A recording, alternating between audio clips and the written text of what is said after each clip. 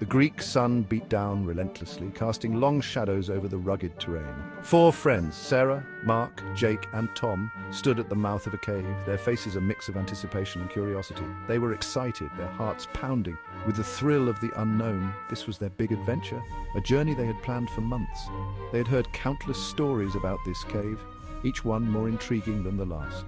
Legends whispered by locals in hushed tones, tales of hidden treasures buried deep within the cave's labyrinthine passages, and ancient secrets waiting to be uncovered. The allure of these stories had drawn them here, to the Cave of Wonders. But amidst the tales of riches and mysteries, there were also warnings. Warnings of dangers lurking in the shadows, of traps set by those who had come before and never returned. Yet, the friends were undeterred. They were here to find the truth, to see for themselves what lay hidden in the depths of the cave. This is it, guys. The Cave of Wonders. We've talked about this moment for so long, and now we're finally here. Let's make it count. With a mix of excitement and trepidation, the friends entered the cave. The air inside was cool and damp, a stark contrast to the blazing sun outside. The temperature drop was immediate, sending a shiver down their spines. The sunlight quickly faded behind them, swallowed by the cave's dark maw. They clicked on their flashlights, the beams cutting through the darkness like knives. The beams danced across the cave walls, revealing the intricate patterns and textures of the rock. They were in awe of the natural beauty that surrounded them, the cave's formations like a work of art sculpted by time. Stalactites hung like teeth from the cave ceiling, their sharp points glistening in the flashlight beams. Stalagmites rose from the ground to meet them, creating a forest of stone that seemed almost alive. This is incredible! I've never seen anything like it. It's like stepping into another world. Sarah exclaimed, her voice echoing around them, bouncing off the walls and creating a symphony of sound that filled the cavern. They ventured deeper into the cave, their excitement growing with every step. The path twisted and turned, leading them further into the unknown. Each corner they turned revealed new wonders, new mysteries to be explored. The friends felt a sense of camaraderie, their shared adventure bringing them closer together. They knew that whatever they found in the Cave of Wonders, it would be an experience they would never forget.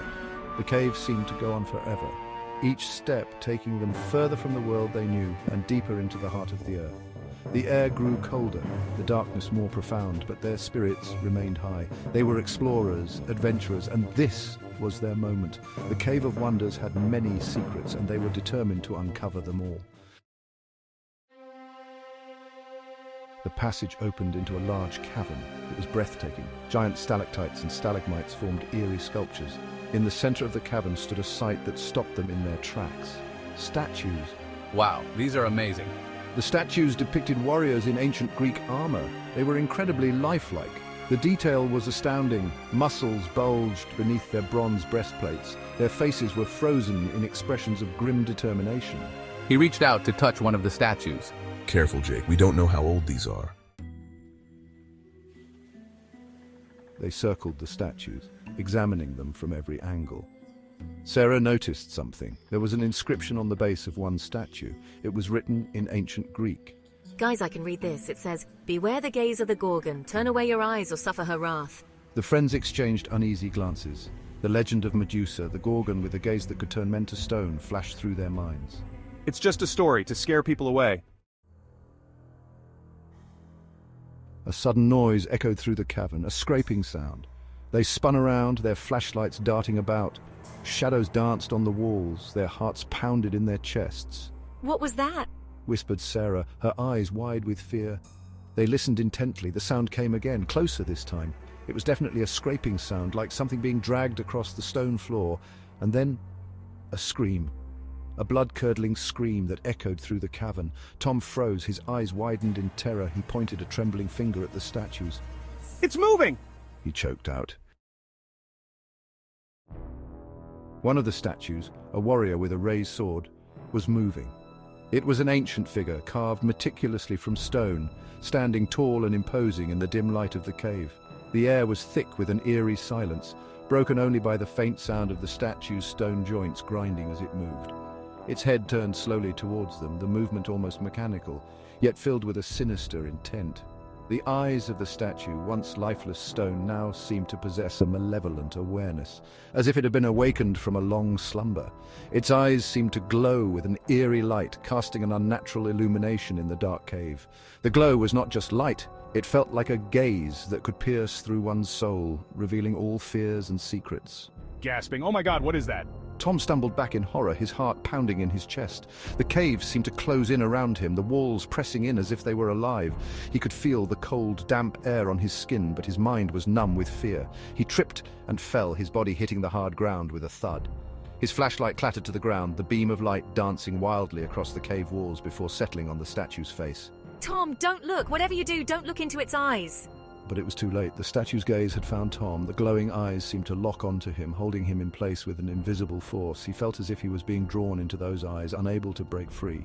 He tried to look away. He tried to scramble back, but he couldn't move. His body was frozen, paralyzed by the statue's gaze. It was as if his muscles had turned to stone, mirroring the statue itself. He could feel a strange, tingling sensation spreading through his body, starting from his feet. The sensation was cold and numbing, creeping up his legs and into his torso. It was as if his very blood was turning to ice. Help me, somebody please help me! He croaked, his voice filled with terror, but the words died in his throat. He could feel his skin hardening, the sensation spreading from his feet to his legs and then to his arms. It was as if he was being encased in stone, his muscles locking in place. He tried to scream, but no sound came out. His mouth was open, but his vocal cords were frozen. The last thing he saw was the statue's glowing eyes, and then everything went dark. Run! Mark yelled. He grabbed Sarah's hand and they turned and fled. Jake hesitated for a moment, staring in horror at Tom's transforming body, then turned and followed them. They ran blindly through the twisting passages of the cave. The scraping sound followed them, closer now, accompanied by the heavy thud of stone against stone. They didn't dare to look back. They didn't need to. They could hear the terror closing in on them. This way! Sarah shouted, leading them down a narrow passage. The passage opened into another cavern. This one was smaller, and it had only one exit. They were trapped. The scraping sound was right behind them. Jake froze. He couldn't move. He was paralyzed with fear. Jake, come on. Mark yelled, pulling at his arm, but Jake wouldn't budge. He was staring into the darkness, his eyes wide with terror. Don't look, Jake! Sarah screamed, but it was too late. A cold, white light pierced the darkness. Jake gasped and went rigid. His eyes glazed over. He became as still as a statue. We have to go, there's no time to waste. Mark yelled, pulling at Sarah's arm with a sense of urgency that could not be ignored. He knew they were out of time and every second counted. The darkness of the cave seemed to close in around them, amplifying their fear. He threw his arm around Sarah and dragged her towards the exit, his heart pounding in his chest. The weight of the situation bore down on him, but he couldn't afford to falter. They had to escape, no matter the cost. They could hear the heavy thudding of the Gorgon's approach, each step echoing ominously through the cavern. The sound was a grim reminder of the danger that lurked just behind them, growing closer with every heartbeat. The single beam of their flashlight danced across the cave walls, creating grotesque shadows that seemed to writhe and pulse. The flickering light played tricks on their eyes, making the shadows appear as if they were alive, reaching out to ensnare them. The air grew heavy, filled with a musky odor that made their stomachs churn. There was a stench of decay and ancient evil, a scent that clung to their clothes and filled their lungs with every breath. The oppressive atmosphere made it difficult to think clearly. The ground vibrated beneath their feet, each tremor signaling the Gorgon's relentless advance. The very earth seemed to shudder in fear of the creature, and they struggled to keep their balance as they hurried forward. Every step was a battle against the quaking ground. They stumbled out of the cave and into the blinding sunlight, their eyes squinting against the sudden brightness. The warmth of the sun was a stark contrast to the cold, damp darkness they had just escaped. It felt like a lifeline pulling them back to safety. They didn't stop running, not until they reached the safety of their car. The forest around them blurred as they sprinted, their only focus on the vehicle that represented their salvation. The adrenaline coursing through their veins pushed them to move faster than they ever thought possible. They collapsed onto the ground, gasping for breath. Safe for now. The reality of their narrow escape began to sink in, and they exchanged a look of relief mixed with lingering fear. They knew the Gorgon was still out there, but for the moment they had survived. The battle was far from over, but they had won this round. They would need to regroup, gather their strength, and prepare for the next confrontation. The final confrontation was yet to come, and they had to be ready. Mark looked back at the cave entrance. He could have sworn he heard a faint scream, a scream that was quickly swallowed by the wind. Sarah was never seen again. Some say she escaped that day. Others say she became another victim of the Gorgon, another statue in the cave of the damned. The villagers avoid the cave now. They say it's cursed. They say that on a still night you can hear faint screams echoing from its depths, the screams of those who dared to gaze upon the Gorgon, the screams of those who were foolish enough to disturb the silent guardians of the cave.